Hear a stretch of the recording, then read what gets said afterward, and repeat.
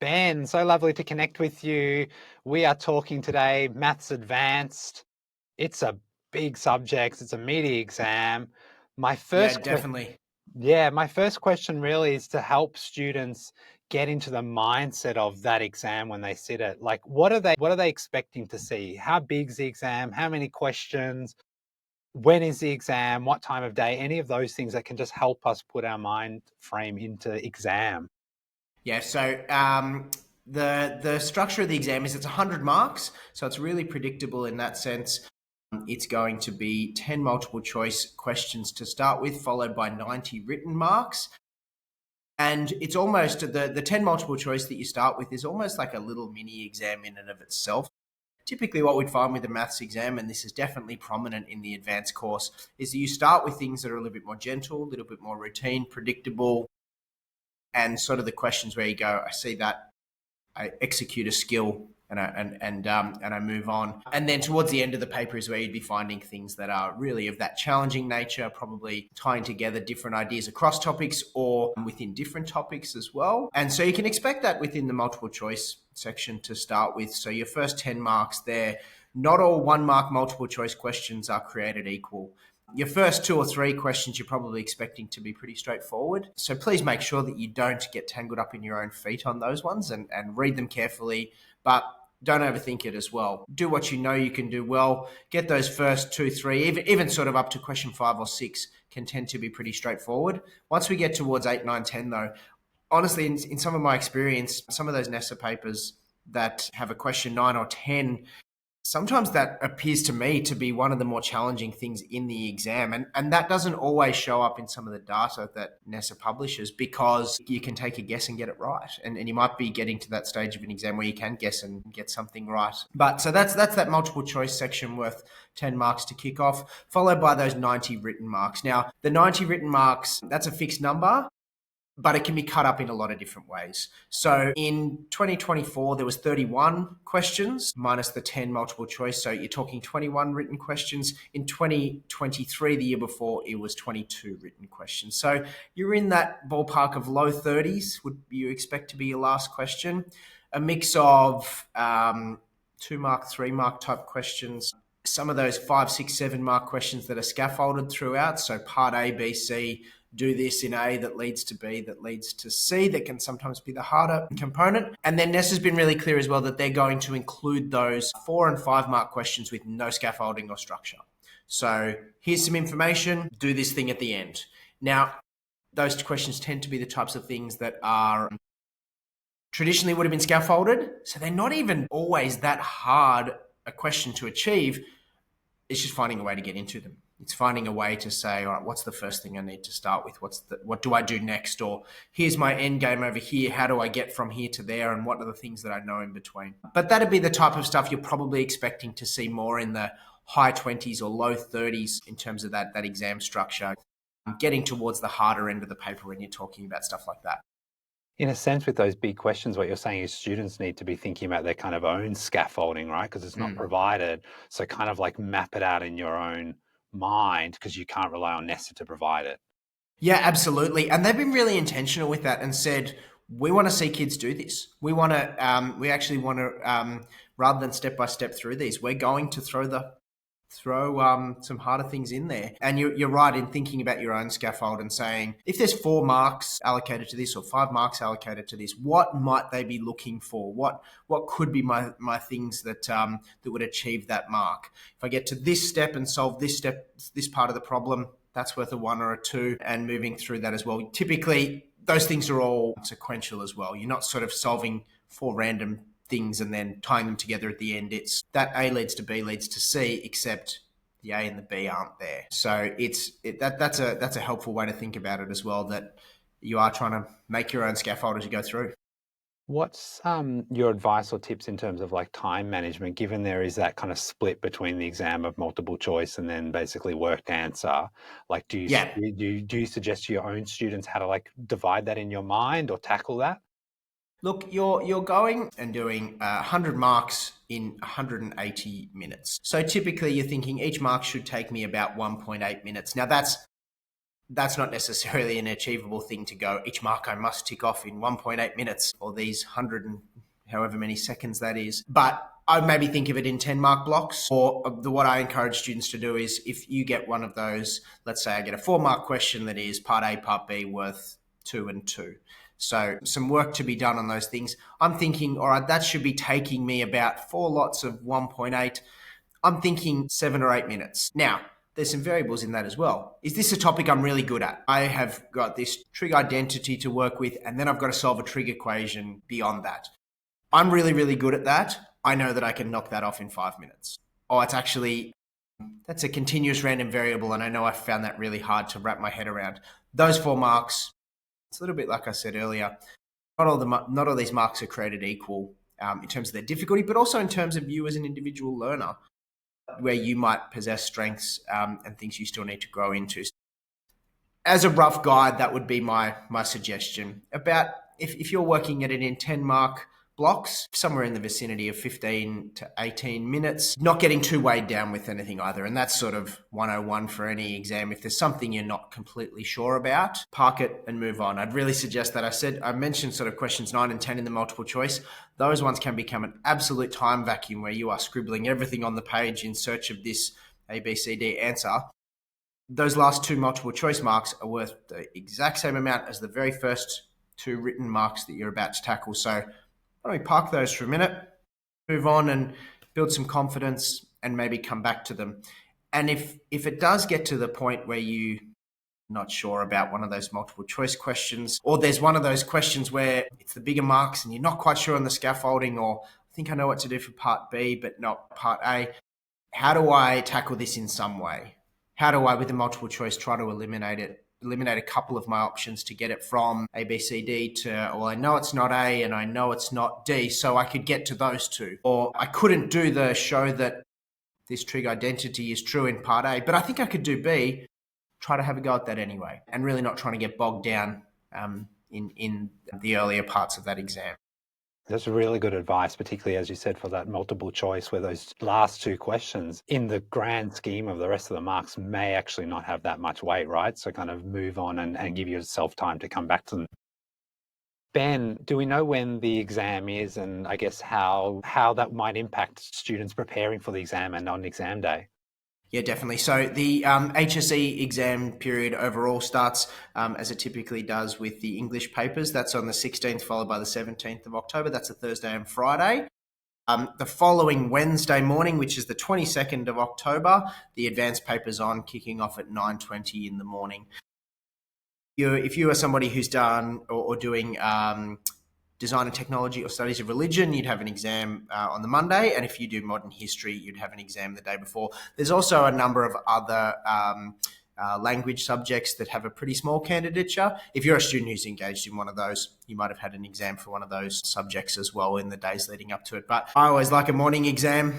Go hard, go early, get the thing done, but not too early. And yeah, it's nicely positioned that it's typically early. If you're an Extension 1 student as well, Advanced comes before Extension 1, so that would sort of inform that decision-making around some of your revision as well. Yeah, and I know often for, morning exams, make sure you've had a breakfast, hydrated, fueled, get there early enough, but not too early that you're going to be talking to your friends or your mates and freaking out. But yeah, it's that kind of like, it is nice in the morning, isn't it? Because as you said, you just kind of get it done and dusted. Yeah, definitely. I'd be doing those nice, simple things. The exact same things I'd be doing before a big job interview or before the grand final on the weekend. Get a good night's sleep the night before. Minimize the screen time as much as you can. Do whatever is your thing to decompress as well. Make sure the morning of you are ready and raring with your calculator. Even I know some students choose to bring in 2 calculators just to have as a backup.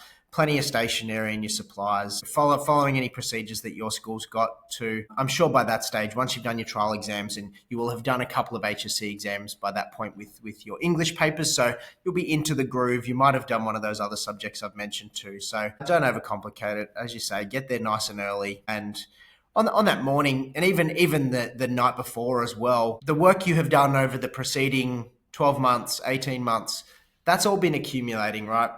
If there's one thing that somebody says and your mate's making you nervous and someone walks in and you go to walk into that exam room and go, oh, oh, I forgot that formula, I can't remember that one thing. Don't let that weigh you down. Don't be trying to cram everything into your brain the night before. You're better to go in with a clear head. And even if that means that that one formula is worth 2 marks and you leave those marks on the table, well, let's go get the other 98 and try to do those really, really well. I'm always a big fan of saying to students as they tackle the advanced course, like, let's be really honest, the advanced course is hard. It's in the name, and I think sometimes students think that's sort of like the entry-level maths that everybody should be doing. The advanced course is really hard. It's got some challenging abstract concepts in it. Go into this and do the things that you know how to do really, really well. Go succeed in those ways you already know. If you see marks and you know how to do them, please don't make silly mistakes. Please read the question. Please make sure that you can see those marks and go, I know those, I'm going to nail them. And that's where a lot of that repetition and practice comes in, to make sure that the skills that you know you have, you execute them, and you put those marks in your back pocket so that you can get to some of those more challenging questions and be in a good space, feeling confident. Maybe, as I said, that timing from earlier before, maybe you've done 20 marks in 28 minutes and then you've banked an extra little bit of time for later on to really stop and ponder about something that's a bit more challenging and does require a bit more of that thought before you can jump in. Perfect. Changing the focus a little bit now, what are the topics that students tend to struggle with, or that you've seen students find really hard, and any tips or advice for students that are trying to like just revise or master those? And you mentioned a few already that you Look, my experience with advanced would tell me that every topic has kind of got its things that are more achievable and then some things that are more challenging. So look, if you are an advanced, now I'll sort of tailor this in two ways. If you are an advanced student who is grinding away and is not doing extension 1 as well, I would say being able to make sure that you can solve all your equations really well, solve a trig equation very confidently in degrees and radians, to sketch your graphs really well, make sure your calculus procedures are really, really tidy, differentiation, integration, substitution into all manner of expressions that are part of our course. Some of those things sound like little details, but that's where we can give away some of those marks that we really don't need to.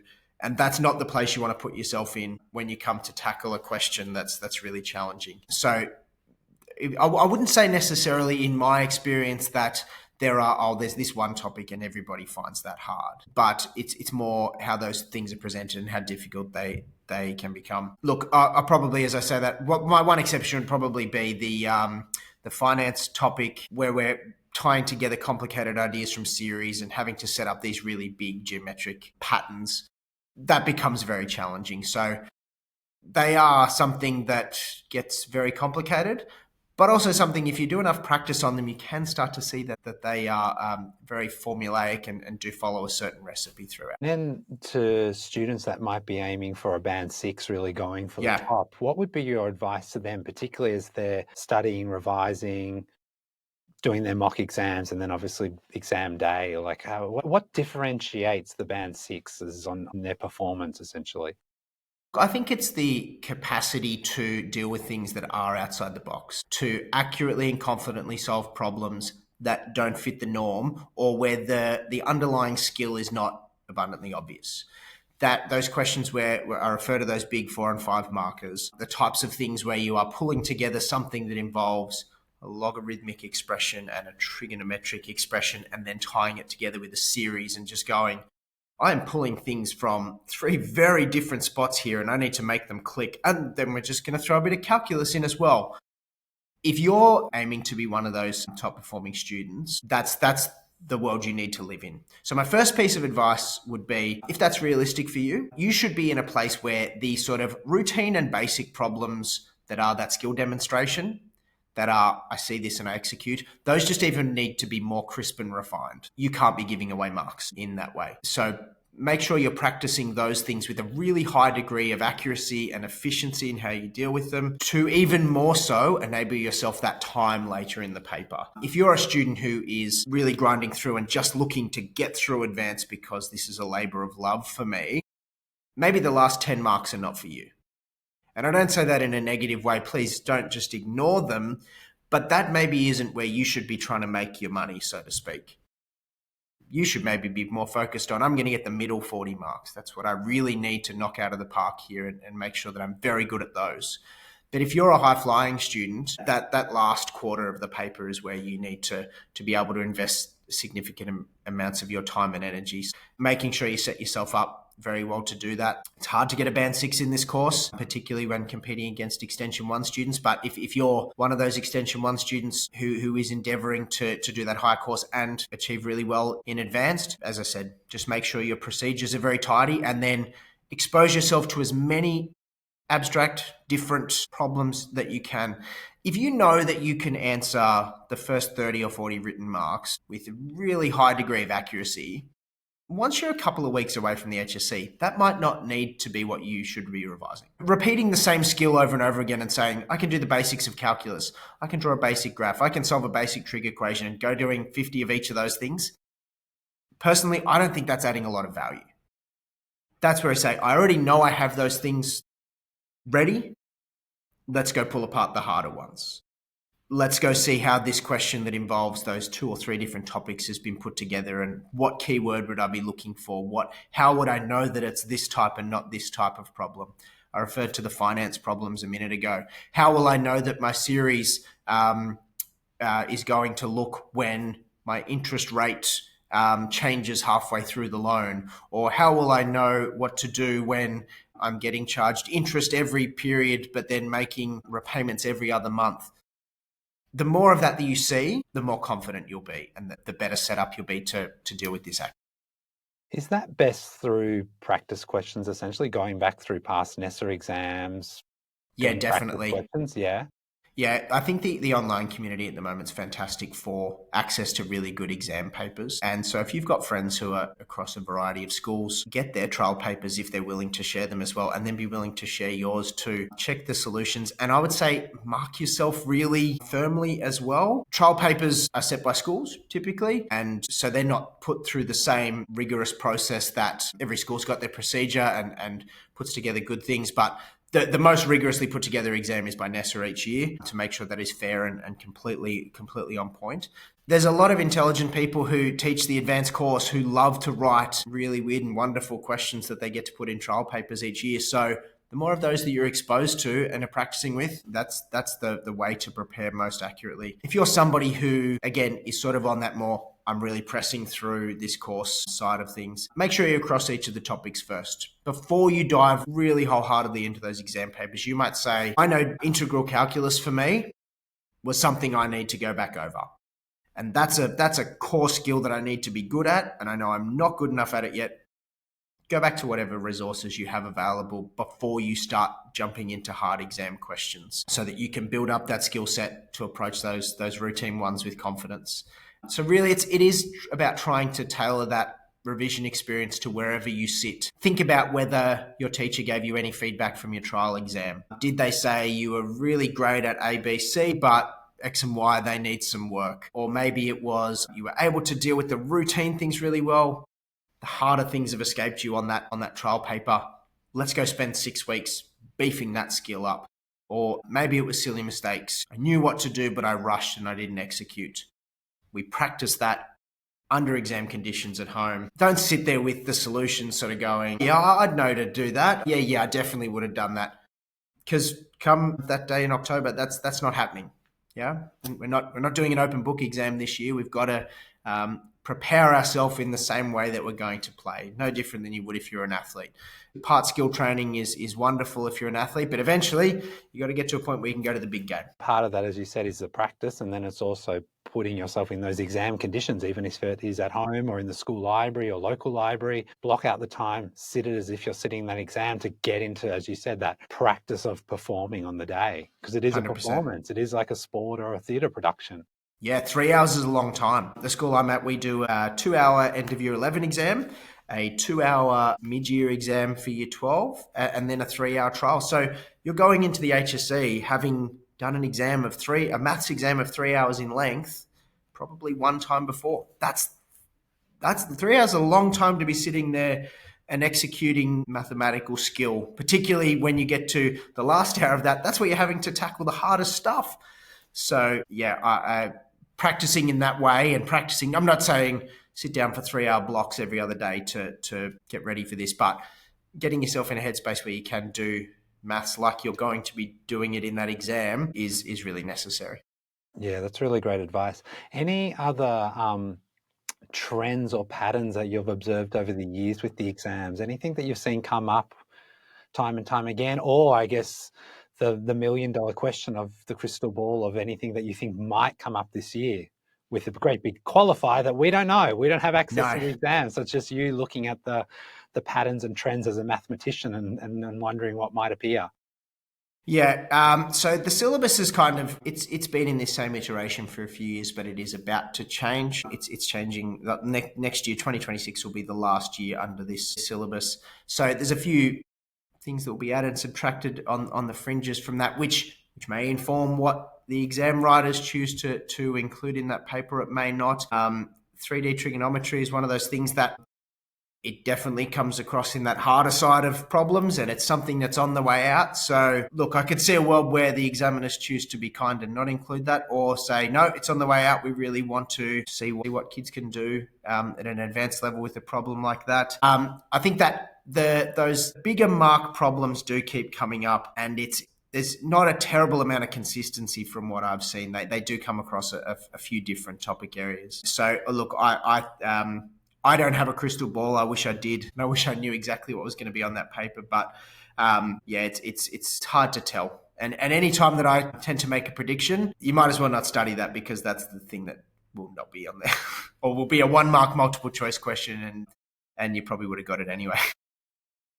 Really right. And just to be super clear there from what you said, with the new study design coming in from 2027, I think you said, none of that's going to be assessed in this exam at the end of this year. What the students are learning now is what's in their current study design, I guess, just to make that point, right? Absolutely. If you've heard teachers talking about things that have been changing or reading new resources that are available, that doesn't apply. It applies to year 11 next year and then year 12 the following year. The beneficial thing is, for the most part, 90%, give or take, of that content is pretty similar.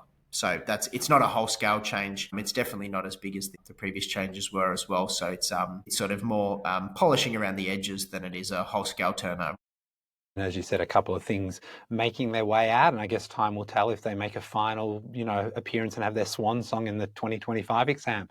Are there any questions in particular that come to your mind that have been really kind of doozies over the years, or really any examples of really tricky ones, or lessons that you've learned just from teaching and being involved in this for a number of years now, where you're like, oh, just watch for these kind of things? You've shared a lot already, but just wanted to kind of see if there was anything else.